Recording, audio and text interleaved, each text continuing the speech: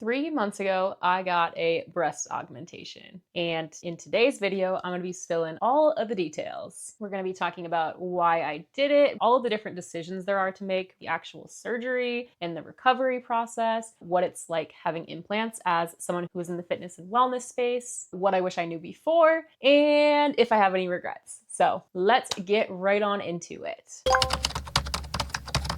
First things first, why did I do it? Well, I'd say the main reason why I did this was because I just wanted to have a more feminine look. I am a very active woman. I'm very lean, but I'm also very muscular. I have a very angular jaw. There are some things about me that are just a little bit more on the masculine side. So I just wanted to feel more feminine and more comfortable in my body. Simple as that. I used to kind of be a person who was against plastic surgery, Botox, filler, all of those things about changing your appearance, but I've come around to it. It's not that deep. And if there's something that you can change, you have the means to do so, and it's not too risky for you, why not do it? I had been in a place where I would buy shirts that were too small for me just in hopes that they would kind of lift the girls up a little bit. And I was like suffocating myself borderline by being the wrong size. I just wanted to get into a place where I was filling up my tops. I didn't feel like I needed this to get done in order to be attractive. I already loved myself. I loved my body. However, I just thought it could be enhanced by having a little bit more fullness up top. So we did it, and it's something I had been thinking about for quite a while, but I was really afraid of breast implant illness and capsular contracture and things like that. So I had not moved forward with it until recently when Motiva implants, which you probably heard of, were FDA approved in the United States. And this meant that I could have breast implants over the muscle, which is what I wanted to do, and still have a very, very low risk of capsular contracture. So I have always appreciated a fuller chest. I think it looks really, really good on people.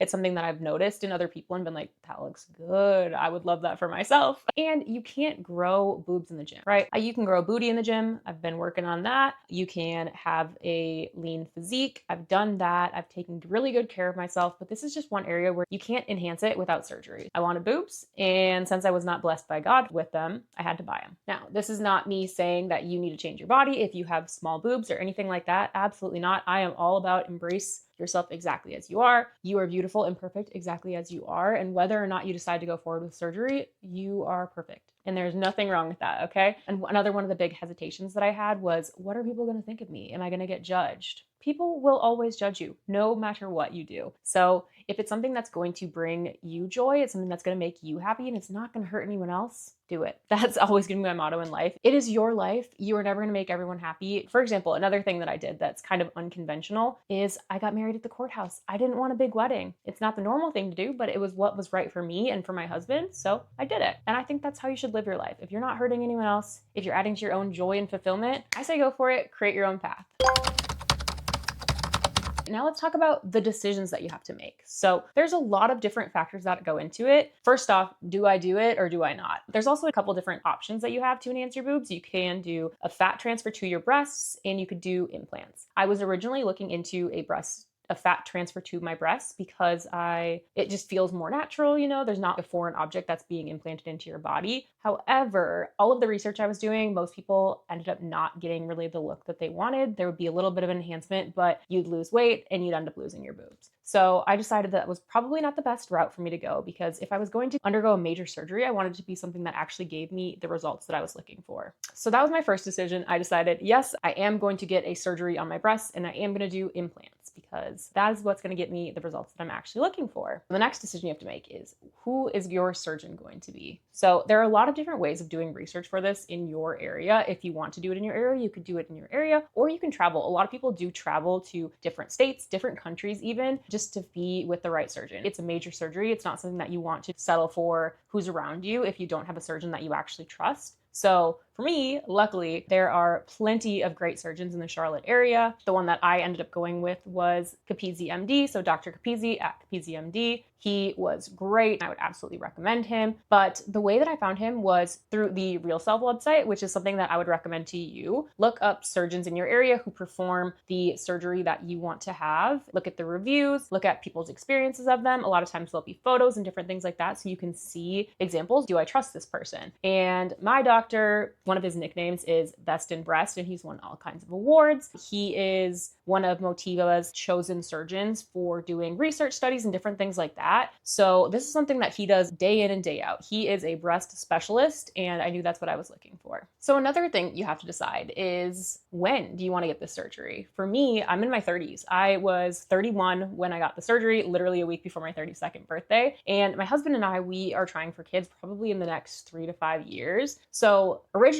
I was planning on waiting until after I had kids. But I did some research into it, and there is very low risk of it impacting your ability to breastfeed. And I just thought about my life. If I have little kids running around, it's going to be a lot harder for me to recover and take time off when I'm in that mom position than it is for me now. And I'm in my prime boob years. I didn't want to wait another 3 to 5 years, you know? I was excited about them, and it was something that we had the means to do right now, and we decided to go for it. Okay, next decision has to do with the implant itself.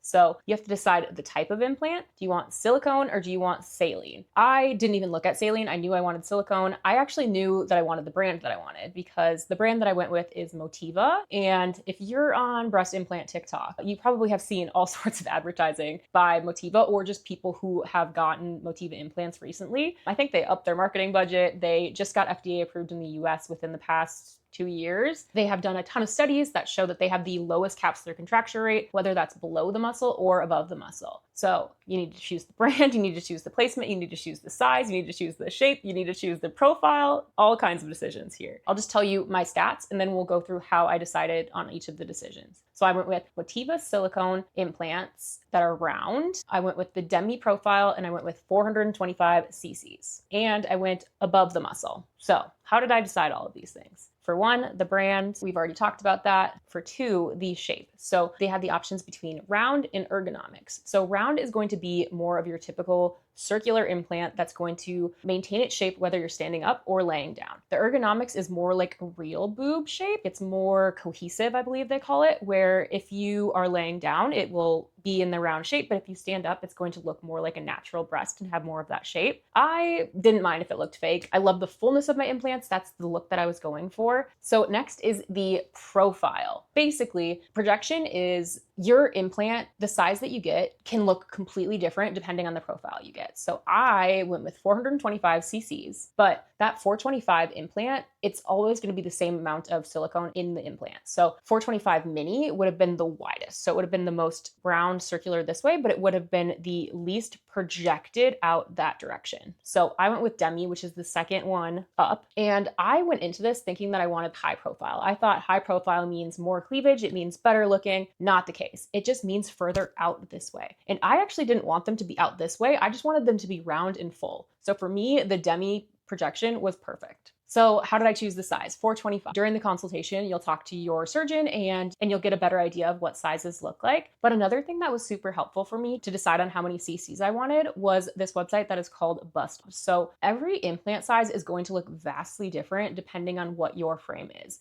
So this Bust Mob website is for women only, where you can post your results of your breast implants and you can find people who are like you. So for example, for me, I've had my filters on 5'7" to 5'9" because that's my height range. You can choose the weight, you can choose the starting size of your breast. I was like a 34B minus, A plus, something like that. So you can filter on, I want this size so I can have someone who has the same band size as me. And you can see before and after pictures of the women who look like you and basically see what that size would kind of look like on you. And that was super helpful because 425 on someone who's 5'2" and stick thin is going to look way different than 425 cc's on someone who is 6 foot tall. So CC size is totally relative. Don't think too much about it until you actually talk to your surgeon about it or look at these comparisons on people who have a very similar frame as you. And then when it comes to the placement of the implant, I went with over the muscle because I am super active and I've heard with the under the muscle, you can have things like, I think they call it animation deformity, which is like when your chest muscles flex, your implants move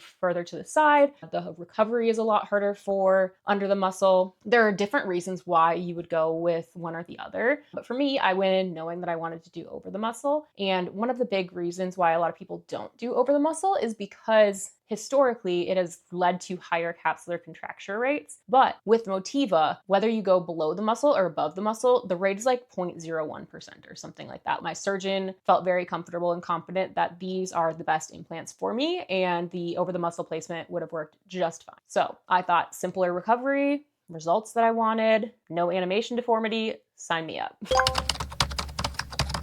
Okay, so let's talk about the actual consultation. I brought my husband with, so it was us two together having this conversation with the surgeon to talk about what the results I'm looking for are and why I'm interested in this. And it was really fun. They want you to picture what it would be like to have these implants. So they have you try on sizers, which is basically you wear a tank top with a little bra underneath and you put in different cc's sizes in there to see what it would look like on your frame. I feel like this part looked kind of funny. I put in the size that I actually ended up getting and I felt like they looked massive. I felt like I looked fat. It was kind of triggering for me and I was scared. And at that point I was kind of like, I don't know. Louis like, they look great. It's my husband. He would have been like, you can go with 700 cc's if you want. But I remember putting it on and being like, this looks funny. I don't know. I don't like it. But my actual results look so different than what the sizers looked. So if you get to your consultation, put on the sizers and you're like, I don't know about this, just know that it's not super realistic. Another thing that they did was a 3D image. So they took pictures of me from a couple different angles and then they modeled out what different size implants and different profiles of implants would look like on my specific body. So it was actually me on the screen just with an implant inserted in digitally. So this was when you got to start seeing CCs for the first time. I showed my surgeon some inspo photos. I said specifically, I don't want them to be the first thing that you see when you look at me. I don't want them to be massive. And when people look at them, I want them to say, she has a really nice rack. I didn't want them to say, oh my God, her boobs are huge, you know? So that was the direction I gave him. And from there, they picked out a couple sizes. They saw like how I reacted when I had the sizers. That's how they gave me these different 3D images. And it was cool. You could see it from all angles. So it was like a 3D version of my body that you could tilt to the side. You could look what it would look like from above, what would it look like from below. It was super interactive and interesting. And we actually went home after the surgery and I was like, I think I want to look one size bigger than what they put in there. So we ended up going bigger than what we had originally thought. And I'm so happy that we did because I mean, I love them. They're perfect for me. They're exactly what I was looking for. So that was the consultation. We actually ended up putting a deposit down and securing our surgery date the very same day at the consultation. So the next step was the pre-op appointment. We solidified what exactly it was that I was looking for. And they went through the protocol for what you have to do before and after surgery. And then we were on our merry little way. And then it was surgery day. So I remember my appointment was at about 8:30 in the morning. So Louis dropped me off. I met with the nurses. They gave me a Tylenol. We went through my medical history. I met with the surgeon, showed him the inspo pics one more time. And then the anesthesiologist came in, put an IV in my arm, and then they wheeled me into the surgery room. And I remember like laying on the table. I remember being awake and then them being like, oh, is it kicking it? You feeling anything yet? And then I was like, oh, a little bit. And then the next thing I know, I'm out cold. And then I wake up and I'm back in the room where I started. There's the same nurse that I met with that morning. She's telling me how great I did. She has water ready for me. And they called my husband and he picked me up. And then I actually did record a little bit after the surgery and then the couple following days. So I will show you this like mini post-surgery / recovery vlog. So I just got out of surgery and I'm waiting in the car for Louis to pick me up some pizza. They told me it went great. I'm feeling pretty good. I'd say the pain is like a 3 or 4 out of 10 right now. But obviously I'm still numb from the fluids and stuff they put me under for anesthesia. But I feel pretty good. I gotta take a look at them and they're looking good. So we'll see. Pizza, man. Pizza. Okay, I am like 9-ish hours out from my surgery and I feel pretty good. Honestly, I feel so swollen, like way more swollen than when I first got out of surgery. Right now they feel like massive. It feels like water balloons filled up very full and strapped onto my chest. But I wouldn't say it's necessarily painful. It's just uncomfortable. I've been walking around. We took the dog on a walk. Obviously I didn't hold the leash, but I went on that walk. I can lift my arms pretty well. It's a little bit painful once I get to that point and I'm being very slow because I don't want to hurt it, obviously. I'm holding my phone right now with just one arm stretched out. So pretty good signs. I feel like it's going really well. I think tomorrow's gonna be a lot more telling because there's probably still some numbing stuff from the anesthesia in my system. But yeah, that's what I'm feeling. Not too bad at all. I'd say my pain is on a scale of 1 to 10, a 2. So really not bad at all. And I'm very excited to see the results. Right now, they're a little too big. The shape is a little strange right now, but I know it's going to change. So I feel very excited to see what they actually look like in the coming weeks when they are actually fully healed and fully settled. Yeah, that's the day 1 update. Not too bad at all. I've been reading, I've been scrolling. I've been like off of social media for the majority of the last 6 months. And I told Louis to take my limits off my phone right now because I'm just free to scroll. I took today and tomorrow off work. I think I could work tomorrow if I wanted to, but I am still gonna take the day off because I already took it off. Okay, now I'm getting a little sore from holding this phone up for this long. So I will catch you later. Like rocks. This is a water balloon about to burst. Okay, it is day 3 and I have changed clothes. I've showered, I've washed my hair. Day 2, it was rough. It was definitely harder than day 1. I felt so incredibly bloated and just so swollen. I'd say it's not really pain, it's more just major discomfort. But today has been so much better. I got a great night's sleep again last night and I've been out walking. We're doing good. And they're starting to look a little bit more tame now too. They're still rock hard, but I can see progress. Okay, it is Friday now. I got my surgery done on Tuesday and this is by far the best that I felt. I still feel super bloated, but the girls aren't looking as crazy as usual. They're still a little pointy, but I'm wearing an actual bra, not a real bra, but a sports bra. And I feel pretty good. I had my first post-op appointment today and they said everything is looking amazing. They took pictures because they were excited about how well they healed already. I'm feeling almost back to normal. I'm still taking my ibuprofen and my Tylenol, but I feel very good. It might be because the sun's shining and it's Friday and now I have the weekend ahead of me, but I was able to work all day yesterday, all day today without a problem. So going pretty well. I'm very annoyed about the bloating, but just wear big cozy pants and know that this too shall pass. Okay, it is Saturday, so I'm 4 days post-op and I feel good. As you can see, I'm wearing a not full zip sweatshirt, so I actually put it on over my head. I can lift my arms fine. I'm still waking up in the middle of the night because I need to take some ibuprofen for the swelling, but I'm feeling a lot better. I've been resting still. I don't feel as bloated. I still definitely feel bloated, but not nearly as bad, and I've been getting my good sleep. They look pretty good, honestly. So that's pretty exciting. They have settled a bit. They're still pretty high up. They're still pretty swollen, but they feel better. That's how I'm feeling on day 4 post-op. So yeah, as you can tell from the videos, the first couple of days, they looked so weird. Like they were hilarious. I had like markings on here because they had drawn on me to make sure it was even. I wasn't in pain or anything, so that was great. But I just remember when I first showed them to my husband, he was like in shock. He loved them from the very beginning. I was like, no, I knew that they were going to look funny at first because I had been warned and I'd watched so many YouTube videos. So someone said pointy rectangles and I was like, yep, I'm in the pointy rectangle phase. And that lasted, I would say, for probably a week. By day 10, they looked great. They had already like fluffed and dropped or whatever that saying is. And I loved them. But the first 7 days, I was like, what did I do here?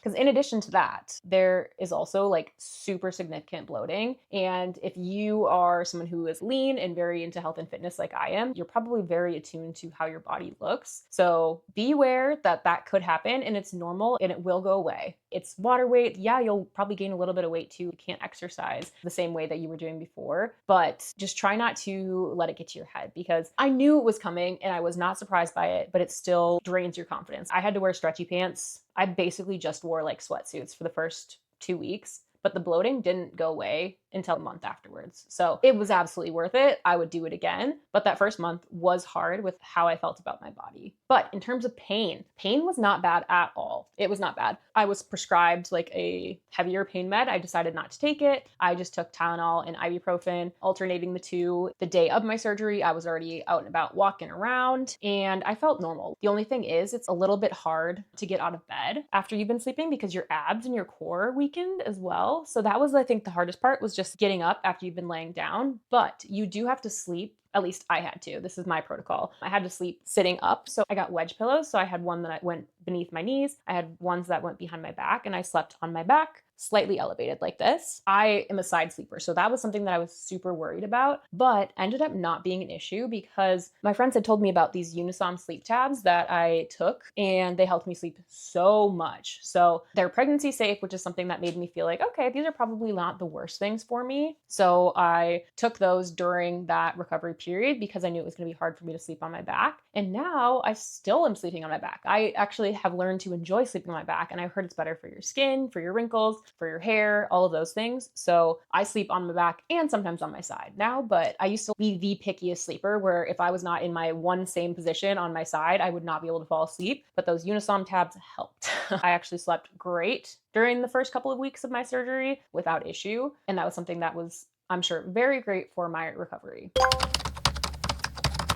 Okay, now let's talk about what it's like having implants as someone who is very health and wellness and fitness focused. So before I got my implants, I got blood work done. So I get my blood work done through Function Health, and I just wanted to know if they were negatively impacting my body, right? That's something that I was afraid of and something that I know can happen to people. So I wanted some cold, hard facts, some data to say, hey, this is the state that I was in before I got implants, and this is what my results are like 6 months after I get implants, for example. So I actually haven't gone back to do more blood work yet, but I wanted to have those baselines of here's what my blood work was looking like before I got these implants, so that if I do start feeling weird, I will have some data behind it to back that instead of just being confused if it's all in my head or not. So that was one thing I did that I'm very happy that I did, but I feel great. I do not feel like there's any extra inflammation. I don't feel like I've had any sort of negative health impacts. And I know that can happen later on down the road, so not saying that it would never happen, but I feel great. Another thing that I've already talked about is the body dysmorphia that can come, especially in that first month when you're recovering from this surgery. Just be aware of that. Know that it's there and that it's temporary, and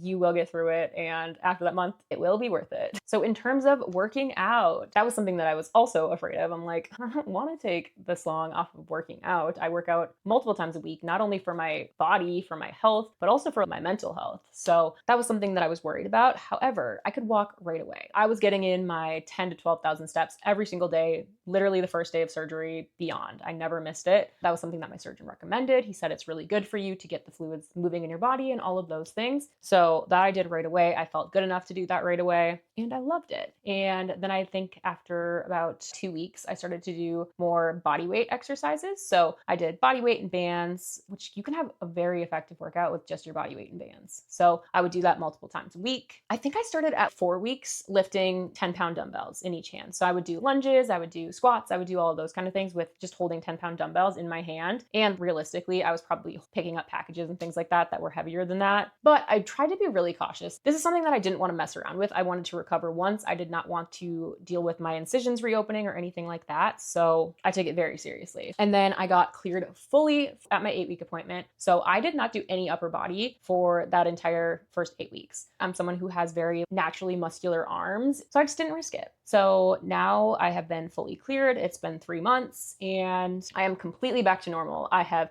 hit a couple PRs on my RDLs and my hip thrusts and all of those things. So I feel completely normal. I forget that I have them. They honestly feel like they're part of my body now in the best way. The only thing that is still, you can tell that I have had a boob job right now, is the incisions. I've been using silicone scar gel on them every single morning and every single night, and they've definitely cleared up, but I think that it's normal for them to still look like their incisions 3 months in. However, they're like hidden away, so the only person who sees them is my husband, and trust me, he does not mind. So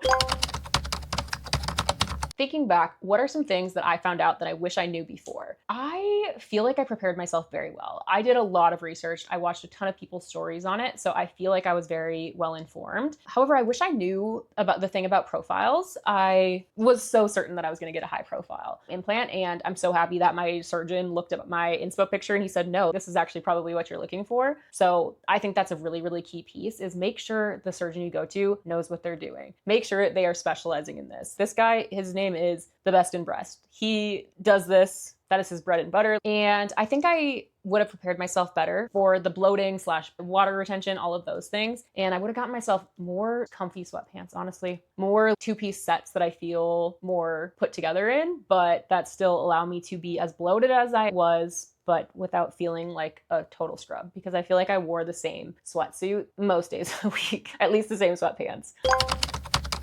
So now let's talk about regrets or things I would change. Regrets. I do not have any. They turned out exactly how I wanted them. The recovery process was so smooth. I don't care if I get judgment from people. I love them. My husband loves them. They have totally helped me feel more confident. And again, not that I needed them to be beautiful, but they are something that I feel so much more confident and sexy and feminine because of them. And I just show up differently because of that, genuinely. So it was 100% worth it, and I have no regrets. However, if anything, if I were to change anything, I would maybe go slightly bigger. But I think that's something that most people run into. I was reading a lot about that on Reddit, is people having boob greed, where you get bigger, but then you want to go even more big. I haven't had any back pain. They haven't gotten in the way of anything. I still fit in all of my same clothes, but I fit better in them, which is amazing. They have been a great investment, and I would absolutely do it all over again. I hope I answered all of your questions. If I did not, please feel free to comment below. And if this is your first time meeting me, my name is Jackie, and I am a woman in her 30s who is on a mission to create a life that I'm absolutely obsessed with, and I'm posting the journey online. I'm currently doing the 75 Hard Challenge, so I'll post the playlist over here. I also, this year, am making getting hot a hobby. So if either of those topics interest you, I would love it if you'd stick around. If this video was helpful for you, please give it a like, maybe comment down below your thoughts, and I would love to hear from you. So that is all I have for you today. But until next time, I hope you have the very best day ever.